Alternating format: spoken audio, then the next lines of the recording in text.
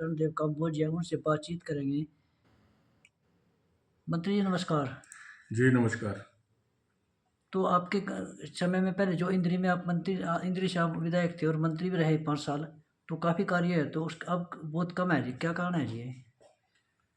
देखिए, कारण तो जो है ना, जो लोग वहाँ आज प्रतिनिधित्व कर रहे हैं वही बता सकते हैं। मैं तो इतनी बात कह सकता हूँ क्योंकि मैं ग्रामीण आंचल में रहने वाला व्यक्ति हूँ और गाँव की सारी समस्याएं जानता हूँ। मुझे पता है भी कौन सा काम किस तरह से, लोगों को किस प्रकार की सुविधा चाहिए, लोगों को किस प्रकार के काम चाहिए। तो मैं अपनी तरफ से इस प्रकार की कोशिश करता रहा कि लोगों को जो है ना किसी प्रकार की असुविधा ना हो। इसीलिए क्योंकि सबसे पहले ज़रूरी काम जो होता है वो सड़क होती है। जब भी व्यक्ति घर से निकलता है तो सड़क पर जब पाँव रखता है, अगर सड़क ठीक होगी तो वो अपने गंतव्य तक ठीक पहुंचेगा और उसका मन भी खुश रहेगा। लेकिन घर से निकलते अगर सड़क में गड्ढे हैं, गड्ढों में उसका पैर पड़ेगा, उसकी बाइक जाएगी या कोई उसका साधन व्हीकल उसका गड्ढे में पड़ेगा, गड्ढे से निकलेगा, तो उसको बड़ी दिक्कत होगी, उसका मूड भी खराब होगा और जिस काम के लिए जाएगा शायद वो काम भी उसका उतने मन से वो अपना काम नहीं कर पाएगा। तो इसलिए सड़कें जो है ना ये बेसिक सुविधा है, ये तो ज़रूरी, हर सड़क जो है ना मुरम्मत होनी चाहिए, हर सड़क जो है ठीक होनी चाहिए और इससे लोगों की सेफ्टी भी जुड़ी हुई है।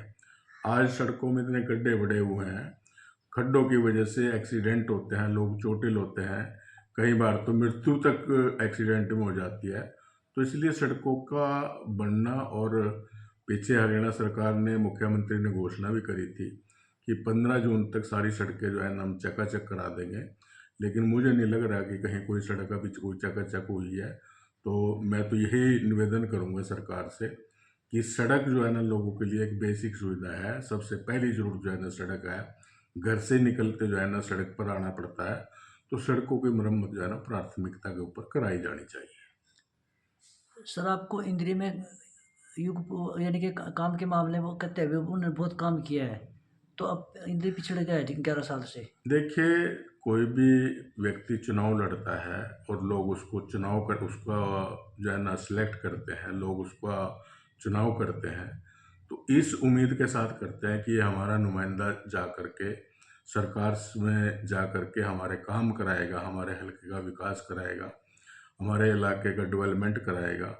और व्यक्ति जब बनने के बाद जो है वो इस प्रकार से अपनी एक योजना बनाए कि ताकि हल्के में कौन सी बेसिक समस्या है, सबसे पहले कौन सी ठीक करने के लायक है उसको ठीक करे।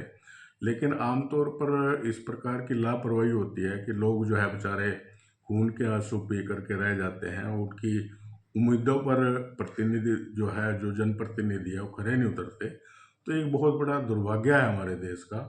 जबकि होना क्या चाहिए था कि अगर इस प्रकार का कोई भी जो प्रतिनिधित्व कर रहा है, जो जनप्रतिनिधि है, अगर वो नकारा है, काम नहीं कर रहा है, और यहाँ तो इंद्री में तो ऐसा हुआ कि पिछले 5 साल भी कुछ नहीं हुआ और अब छठा साल जो है ना सरकार का 1 साल और गुजर गया, इन 6 साल में कोई काम नहीं हुआ, तो निश्चित तौर पर लोगों का कहना तो वाजिब बनता है, लोग तो कहेंगे ही।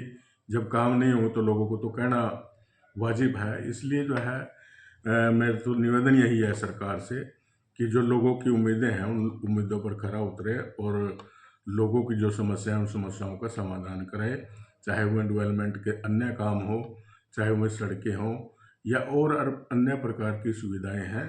तो इस प्रकार से जो है सरकार को प्राथमिकता के आधार पर ये करनी चाहिए। सर 2024 में 29 में आगे चुनाव होंगे, तो उसके बारे में कुछ कहेंगे, चुनाव लड़ेंगे जी? बिल्कुल, देखिए अब की बार कुछ समस्याएं थी, मैं चुनाव नहीं लड़ पाया। अगली बार मैं 100% चुनाव लड़ूंगा और चुनाव के लिए जो है ना मैं अपनी तैयारी कर रहा हूँ। लोगों से मिलना जुलना, लोगों से निरंतर संपर्क करना, ये मेरा शुरू से स्वभाव है और मैं अब भी जो है ना उसी तरह से लोगों में निरंतर जा रहा हूँ, लोगों से मिल रहा हूँ, लोगों से उनकी दिल की बात जो है ना मैं सुन रहा हूँ और जैसा भी लोग कहेंगे, हमारे समर्थक कहेंगे, उस प्रकार का निर्णय ले करके और हम जो है चुनाव में ज़रूर जो है अगले चुनाव में जो 2029 में होने वाला है उसमें ज़रूर हम जो है पार्टिसिपेट करेंगे और चुनाव लड़ेंगे, दमदार तरीके से लड़ेंगे और चुनाव जीतेंगे।